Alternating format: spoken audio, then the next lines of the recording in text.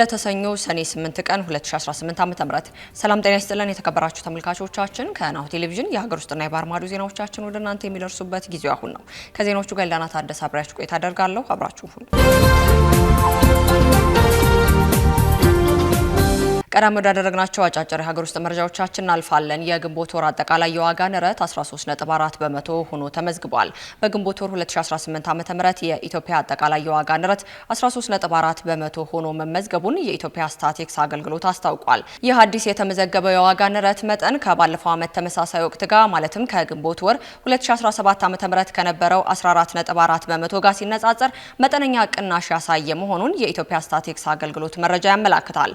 አጠቃላይ ዋጋ ንረቱ ላይ ከፍተኛ ድርሻ የሚይዘው የምግብና አልኮል ያልሆኑ መጠጦች ዋጋ ንረት 14.6 በመቶ ሆኖ የደረሰ ሲሆን ለዚህም በዋናነት የአትክልት፣ የስጋ፣ የወተት ተዋጽኦ፣ እንቁላል፣ ፍራፍሬ፣ የዘይትና የስኳር ዋጋ በከፍተኛ ሁኔታ መጨመሩን በምክንያትነት ጠቅሷል። በሌላ በኩል ምግብ ነክ ያልሆኑ የዋጋ ንረቶች 11.1 በመቶ የደረሱ ሲሆን በውስጡም የተለያዩ ዘርፎችን የዋጋ ጭማሪ የታየባቸው መሆኑን ገልጸዋል።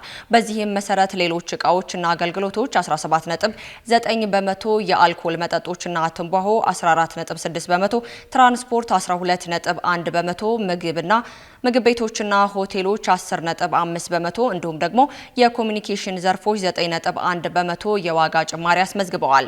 ከተቋሙ የተገኘ የዓመታዊ ሪፖርት የዋጋ ንረት ጉዞ መረጃ እንደሚያሳየው የምግብ ነክ ያልሆኑ እቃዎች ዋጋ በተወሰነ መልኩ መረጋጋት እያሳዩ የመጡ ቢሆንም የምግብ ዋጋ ንረት ግን በተለይም በየካቲት ወር ጀምሮ ወደ ላይ የማደግ አዝማሚያ አሳይቷል ብለዋል። ከደሴ ወደ አዲስ አበባ በመጓዝ ላይ በነበረ የህዝብ ማመላለሻ አውቶቡስ ላይ በደረሰ አደጋ የ28 ሰዎች ህይወት አለፈ። ከደሴ ወደ አዲስ አበባ የጉዞ መስመር ላይ በነበረ የህዝብ ማመላለሻ አውቶቡስ ላይ በደረሰ አሰቃቂ ትራፊክ አደጋ የ28 ሰዎች ህይወት ማለፉን ፖሊስ አስታውቋል። አደጋው የደረሰው ዛሬ ሰኔ 8 ቀን 2018 ዓ.ም ማለዳ ላይ ሲሆን ተሽከርካሪው ከደሴ ወደ ኮምቦልቻ በሚወስደው መስመር በተለምዶ ሀረጎ እየተባለ በሚጠራው ስፍራ ላይ መሪ መታዘዝ አቅቶት በግምት 100 ሜትር ጥልቀት ወዳለው ገደል መግባቱ ከስፍራው የደረሰው መረጃ ያመለክታል። በአደጋው ዙሪያ የደሴ ከተማ ፖሊስ መምሪያ የሰጠው ዝርዝር መረጃን ስንመለከት እስካሁን ባለው መረጃ 28 ሰዎች ህይወታቸው በአደጋው ምክንያት ወዲያውኑ አልፏል። በተጨማሪም በሌሎች በርካታ ተጓዦች ላይ ቀላልና ከባድ የአካል ጉዳት ደርሷል። በአደጋውም የተረፉ ተሳፋሪዎች በአስቸኳይ የሕክምና እርዳታ እንዲያገኙ ወደ ጤና ተቋማት ለማድረስ የጸጥታ አካላትና የአካባቢው ማህበረሰብ ከፍተኛ ርብርብ በማድረግ ላይ ይገኛልም ተብሏል። ፖሊስ አክሎ እንደገለጸው የአደጋው መንስኤ በትክክል ለማወቅ በአሁኑ ሰዓት በስፍራው ላይ ጥልቅ ምርመራና ማጣራት እየተደረገ ይገኛልም ብለዋል። የኢትዮጵያ የባህርና ትራንስፖርት ሎጂስቲክ ከ40 ዓመታት በኋላ የነዳጅ ምርት ማጓጓዝ መጀመሩን አስታውቋል።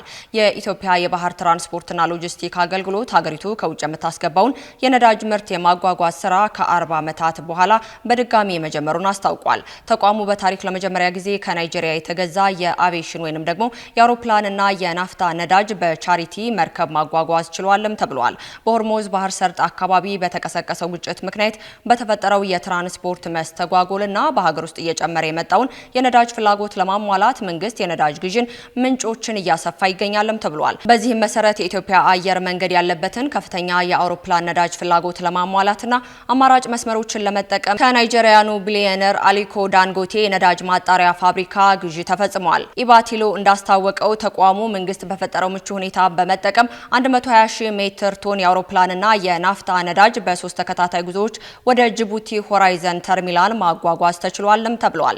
የስኬት ነዳጅ የማጓጓዝ ልምድ ላልነበረውና አቅም የለውም ተብሎ ለሚታሰበው የሎጂስቲክ ተቋም ትልቅ የስራ ክንውን መሆኑንም አስተምሮበታል። ካሽጎ በየትኛውም ዓለም ሆነው በማንኛውም ሰዓት ለወገኑ የሚደርሱበት ፈጣን የገንዘብ መላኪያ ተከፈተሎ። ማስተርና ቪዛ ካርዶን በመጠቀም ከ5 እስከ 20 ዶላር የሚልኩበት አዲስ የገንዘብ መላኪያ መንገድ። ካሽጎን ለየት የሚያደርገው የትኛውም የገንዘብ ዝውውር በፍጥነት አገልግሎት ከመስጠቱም ባሻገር ለማንኛውም አገልግሎት ምንም አይነት ክፍያ አለመጠየቁ ነው። በሀገራችን ታሪክ ገንዘብን ከውጪ ወደ ሀገር ቤት በማስተላለፍ በመተግበሪያ መልክ አገልግሎት መስጠት የጀመረው የመጀመሪያው ሀገር በቀል የገንዘብ መላኪያ ዘዴ ካሽጎ ከ4500 በላይ ባሉ የባንክ ቅርንጫፎች አገልግሎት እየሰጠ ይገኛል።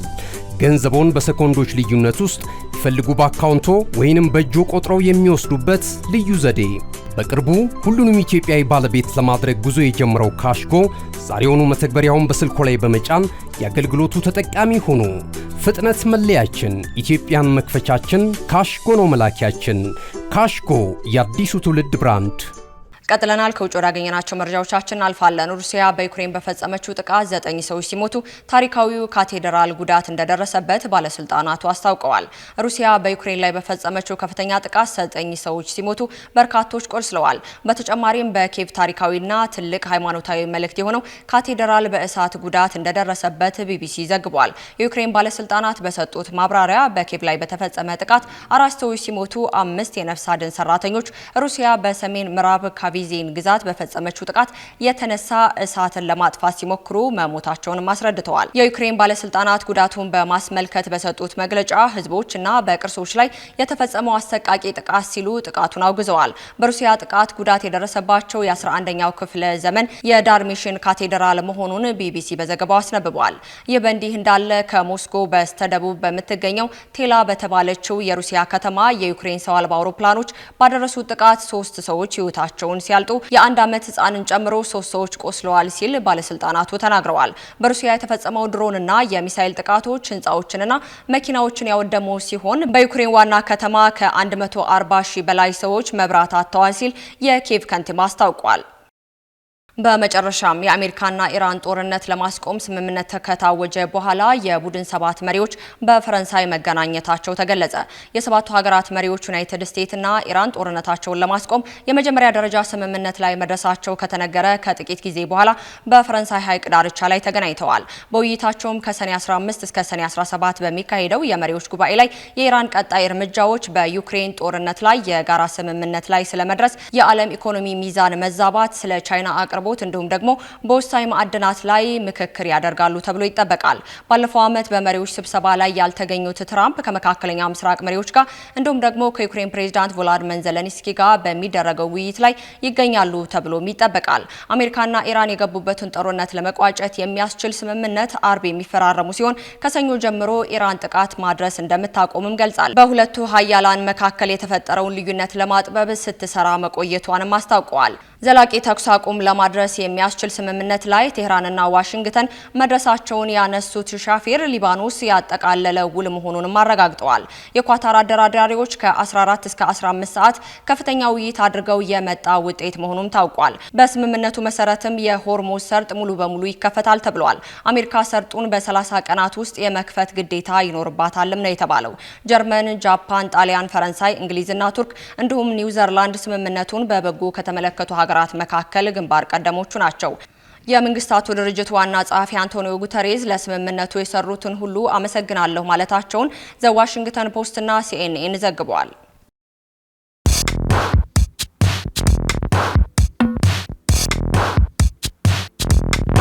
የማድረስ አገልግሎት የወደፊት ዕጣ ፈንታ እዚህ ደርሷል። በትሩዝ የታገዘም ትሩዝ ዴሊቨሪን እናስተዋውቆ።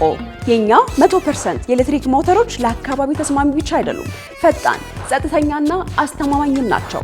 ያለምንም ጫጫታ፣ ያለምንም ጭስ የእርስዎ ጥቅል በሰዓቱ ይደርሳል። በቀጥታ ክትትል ላይፍ ትራኪንግ ሁሉንም ነገር ይቆጣጠሩ። ጥቅሎ እስከ ደጃፎ ድረስ ያለውን እንቅስቃሴ በቀጥታ ይመልከቱ። ደህንነት ቅድሚያ የምንሰጠው ጉዳይ ነው። በእኛ የተቀባይ ማረጋገጫ ሪሲቨር ኮንፈርሜሽን ዘዴ ጥቅሎ በትክክለኛው እጅ መግባቱ እናረጋግጣለን። እርስዎ ያረጋግጣሉ፣ እኛም እናስረክባለን። እገዛ ይፈልጋሉ? ቡድናችን ሁልጊዜ በ8194 ዝግጁ ነው። ትሩዝ ዴሊቨሪ ለአካባቢ ተስማሚ፣ ደህንነቱ የተጠበቀና የቀጥታ ክትትል ያለው። ዛሬውኑ በ8194 ይደውሉ።